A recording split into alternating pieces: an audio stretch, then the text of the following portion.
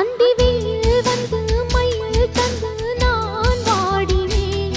அடுத்தும் எல்லாம் தென்றலிடம் நான் கூறினேன். அந்த தென்றல் பெண்ணும் சொன்னாளம்மா உந்தன் சேதியே. அவள் சொன்ன பின்பு மின்னல் போல வந்தேன் தேடியே. என்னை நீ தொட்டவுடன் எங்கவோ பொன்னுதையா. முற்றுகை இட்டவுடன் சிற்றிடை தின்னுதையா. வெட்கம் விடுமோ அச்சம் விடுமோ தக்க துணைதான் பக்கம் வரும்.